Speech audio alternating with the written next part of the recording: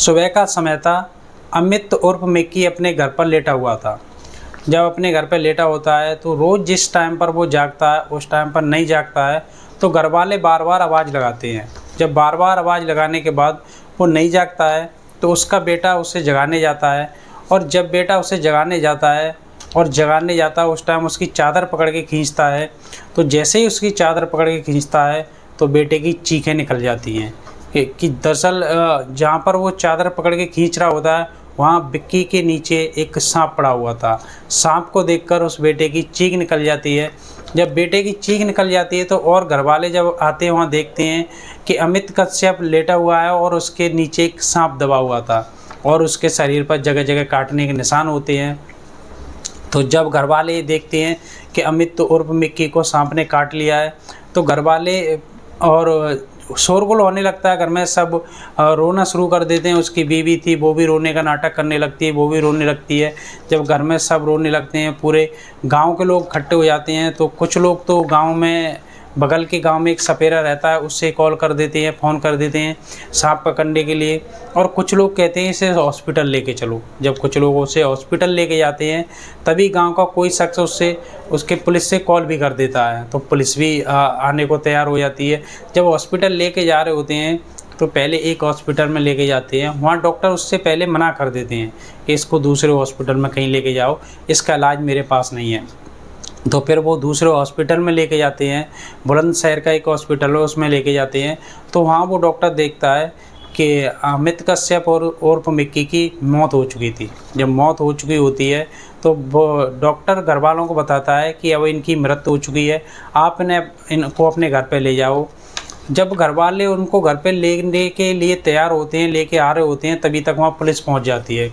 जब पुलिस पहुंच जाती है तो घर वालों को समझाती है कि आखिरकार इनका पोस्टमार्टम कराओ, पोस्टमार्टम से इनकी मौत का असली राज पता चल जाएगा कि आखिरकार इनका पोस्टमार्टम रिपोर्ट में सब कुछ आ जाएगा, किस वजह से मृत्यु हुई है, क्या हुआ है, सब कुछ आ जाएगा।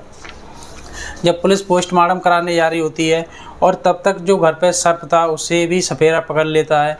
जब सपेरा पकड़ लेता है घर पर सबका रो रो कर बुरा हाल होता है। लेकिन उसकी जो बीवी थी वो थोड़ी अटपटे ढंग से अपना ऐसा व्यवहार कर रही थी जिससे उसका लोगों को समझ नहीं आ रहा था आखिरकार ये बीवी रोने का नाटक कर रही है या रियल में भी इसको दुख है। लेकिन जब उस शख्स का पोस्टमार्टम होता है तो पोस्टमार्टम की जो रिपोर्ट आती है उस रिपोर्ट में सांप के काटने का कोई क्लू ही नहीं आता है, सांप के जहर का कोई उसमें विसरा रिपोर्ट में कुछ निकलता ही नहीं है। जब विसरा रिपोर्ट में कुछ निकलता नहीं है तो जो अमित कश्यप और मिक्की था उसकी पत्नी थी रबीता। जब रबीता पत्नी होती है तो उसके जो मिक्की के चाचा थे और भाई थे, पुलिस उनसे पूछताछ करती है आखिरकार इसका किसी से झगड़ा हुआ था या कोई बात हुई थी। तो पहले तो भाई कहते हैं हमारे से तो किसी से कोई बात नहीं हुई है, ना किसी बार से, अक्सर इसका पत्नी से झगड़ा होता रहता है। जब पुलिस इस बात पर छानबीन कर रही होती है तो इसकी अमित की जो पत्नी थी रबीता, और इस अमित का एक मित्र था अमरदीप और ये अमरदीप और अमित कश्यप दोनों साथ साथ नौकरी करते हैं।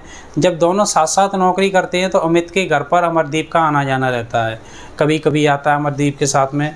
तो एक दिन अमरदीप अमित के साथ घर पे आता है, अमित घर पे होता नहीं है। तो जब अमित घर पे होता नहीं है तो अमरदीप अमित की पत्नी से कहता है कि भाभी जी, कभी कभी मैं भैया से बात करता हूँ तो उनका नंबर लगता नहीं है, तो आप अपना नंबर दे दो। कभी कभी वो उठाते नहीं है, उनका नंबर लगता नहीं है, तो मैं आपसे पूछ लिया करूँगा भैया के बारे में, आखिरकार आ रहे हैं या नहीं आ रहे हैं, कहाँ हैं, कुछ भी आपसे खैर खबर भैया की ले लिया करूँगा। तो वो अमित की पत्नी अमरदीप को अपना नंबर दे देती है। जब अपना नंबर दे देती है तो अमरदीप अमित की पत्नी के फ़ोन पर 2-4 दिन में कभी कभी फ़ोन धीरे धीरे करने लगता है। और इधर अमित भी अपनी पत्नी को पीटता है, प्रताड़ित करता है। तो अमित की पत्नी के दिमाग में भी कुछ और चलने लगता है। जब अमित की पत्नी के दिमाग में कुछ और चलने लगता है और इधर अमरदीप अमित की पत्नी को बार बार कॉल करता रहता है, 2 दिन बाद, 4 दिन बाद, और धीरे धीरे दोनों में बात होती हैं, फिर लंबी लंबी बातें होने लगती हैं और 4-5 महीने में दोनों में बहुत ज़्यादा बात होने लगती है और दोनों में प्यार हो जाता है। जब दोनों में प्यार हो जाता है जब दोनों की बातें होने लगती हैं, फिर मान लो 5-6 महीने बाद दोनों में संबंध बनने लगते हैं, और दोनों जब मौका पाते हैं तभी संबंध बनाते हैं, और संबंध बनाने के बाद आराम से अपने घर पे रहते हैं, और जब मौका लगता है तभी संबंध बनाते हैं। जब ये बात धीरे धीरे अमित को पता चलती है तो अमित इसका विरोध करता है। जब विरोध करता है तो ये लोग मानते नहीं हैं, अमित की एक भी बात नहीं मानते हैं, और अपनी मनमानी जब मर्जी आती है तब संबंध बनाते हैं, जब मर्जी आती है बात करते हैं, सब कुछ करते रहते हैं। जब सब कुछ करते रहते हैं तो ये बात अमित को पता चल जाती है, तो अमित इसका विरोध करता है। तो जब नहीं मानता है तो एक दिन अमित में और अमरदीप में लड़ाई हो जाती है, और लड़ाई भी इस कदर हो जाती है कि अमित अमरदीप के किसी धारदार हथियार से वार करता है, जिसमें उसका हाथ कट जाता है, और हाथ कटता है उसमें उसके लगभग 13 टाँके आते हैं। जब लगभग 13 टाँके आते हैं तो अमरदीप और अमित दोनों एक दूसरे से दुश्मनी मानने लगते हैं। और लेकिन अमित की जो पत्नी थी वो अमरदीप से बात करना बंद नहीं करती है, अमरदीप से रोज़ प्रतिदिन बात करती रहती है। जब बात करती रहती है, बात करना बंद नहीं होती है, तो अमित अपनी पत्नी से कहता है कि आपको मुझे अमरदीप को मारना है, और अमरदीप को मारने में मुझे आपका साथ चाहिए।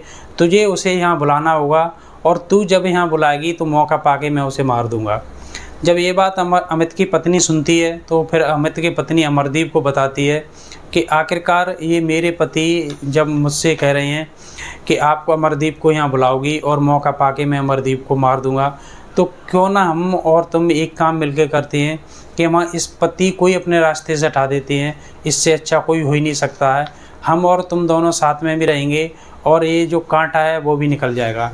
क्योंकि अमरदीप था वो उसकी पत्नी को, अमित की पत्नी को बहुत ज़्यादा प्यार दिखा रहा था, और अमित की पत्नी भी सोच रही थी कि अमित तो हमें मारता पीटता रहता ही है, अमरदीप तो नया नया प्यार था तो वो प्यार करेगा ही। तो अमित के प्यार में अमित की पत्नी अमरदीप के प्यार में इस कदर पागल हो जाती है कि वो अपने पति और 3 बच्चों की न परवाह करते हुए अपने पति को मौत के घाट उतारने के लिए उतारू हो जाती है।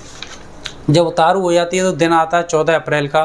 14 अप्रैल 2025 के दिन प्लान बनाते हैं दोनों लोग, अमित की पत्नी और अमरदीप दोनों प्लान बनाते हैं कि हमें अमित को मारना है। अब मारना है तो मारना कैसे?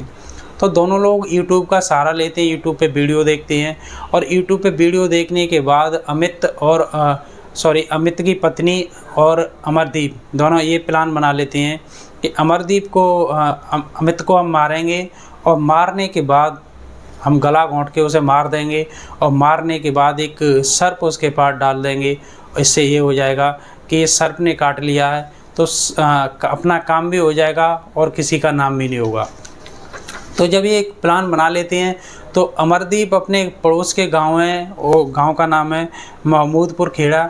महमूदपुर खेड़ा से एक सपेरा है, उससे एक रसल वाइपर नाम का सर्प लेता है, और उसमें थैली में पैक करके अमित के घर आ जाता है। जब अमित के घर जब आ जाता है तो अमित घर के बेड पर सो रहा होता है कमरे में अंदर। तो जब कमरे में अंदर सो रहा होता है, बाकी लोग अपने अपने कमरे में सो रहे होते हैं उधर उधर, तो वो देखता है कि फिर अमित की पत्नी को कॉल करता है, तो अमित की पत्नी गेट खोल देती है और वो अंदर घुस जाता है। जब अंदर घुस जाता है, अंदर पहुंचता है तो देखता है अमित बेड पर सोया हुआ है। तो अमित की पत्नी और अमरदीप दोनों उसके कमरे में जाते हैं, और अमित की पत्नी उसके दोनों हाथ पकड़ लेती है, पैर पकड़ लेती है, और अमरदीप उसकी गला दबा देता है। जब गला दबा रहा होता है तो उसके साथ साथ मुंह और दबा लेता है, क्योंकि उसकी आवाज़ ना निकल जाए। जब गले के साथ साथ मुंह और दबा के उसकी जब दम घुटने लगता है, थोड़ा तड़पता है, जब तड़पता है थोड़ा तो तड़पने देते हैं। जब तड़प के जब उसके प्राण निकल जाते हैं तो उसके बाद अपने एक थैले से सर्प निकाल के और उसके पास छोड़ देते हैं, कोई ये जाने कि इस सर्प ने डसा है। जब उसके थैले के पास सर्प जब वो मर जाता है तो उस कमरे से निकाल के एक बाहर कोठरी थी, उस कोठरी में एक चारपाई डालते हैं, और उसको उठा के उस चारपाई पर डाल देते हैं, और वहीं पर उस सर्प को छोड़ देते हैं। और अपने जाके अमरदीप अपने घर चला जाता है, और उसकी पत्नी अपने कमरे में जाके सो जाती है। जब पत्नी कमरे में जाके सो जाती है, सुबह होता है। जब सुबह हो जाता है, जब अमित जागता नहीं है, जब उसकी माँ उसे जगाने जाती है, बेटा जगाने जाता है, तब जो देखते हैं तब पता चलता है कि आखिरकार अमरदीप को किसी सांप ने डस लिया है। जब सांप ने डस लिया है, जब जब फिर उसका पोस्टमार्टम रिपोर्ट आती है तो पोस्टमार्टम रिपोर्ट में दम घुटने से मौत की पुष्टि होती है। उसके बाद पुलिस अमरदीप को और अमित की पत्नी रविता को दोनों को गिरफ्तार करती है और कड़ाई से पूछताछ करती है। तो वो अपना सच उगल देती है। अमित की पत्नी कहती है कि ये मुझे पीटता था, बहुत ज़्यादा पीटता था, मुझे नंगा करके पीटता था, हर तरीके से प्रताड़ित करता था। तो मैंने अपना इससे पीछा छुड़ाने के लिए इसकी जान ले ली। दोस्तों एक आप बात बताइए कि एक पत्नी जो अपने पति को 7 जन्मों का साथ निभाने के लिए होती है और उसी पत्नी ने एक अपने पति को अपने बॉयफ्रेंड के साथ, अपने आशिक के साथ मिलकर अपने पति को मौत के घाट उतार दिया। अगर मेरी वीडियो आपको अच्छी लगी हो तो वीडियो को लाइक करना, चैनल पर नए हो तो सब्सक्राइब करके बेल आइकन को ज़रूर दबाना। धन्यवाद।